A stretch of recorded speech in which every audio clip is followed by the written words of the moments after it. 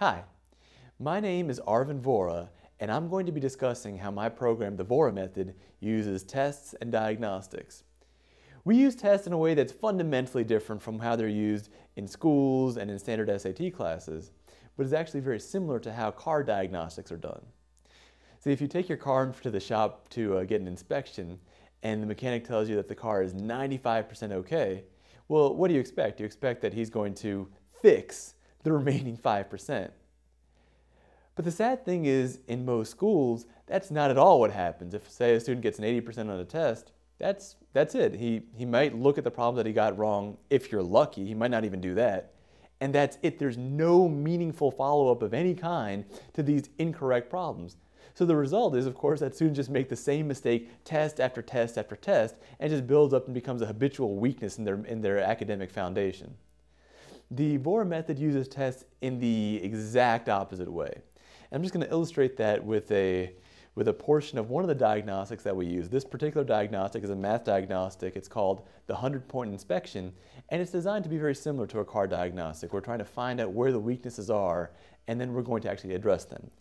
To illustrate, problem number 55 here says, the largest side of a 30, 60, 90 triangle is 8. Find the remaining sides. Now, if he got this problem wrong in a school test, that would be it. He would just get it wrong and then forget about it. But in a Vohra method class, that's not what happens at all. If he gets that problem wrong, he actually has to do this entire packet.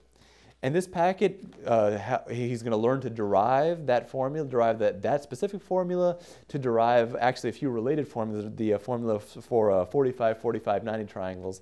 And then at the end of at the end of the packet, he's going to use that information he learned to do medium level problems and then actually advanced level problems to really force his mind to synthesize and incorporate that information in a way that he's going to be able to apply it to problems basically for the rest of his life. And if he misses another problem like that, he's just going to have to do this packet again. And if he misses it again, he might even have to do it a third time.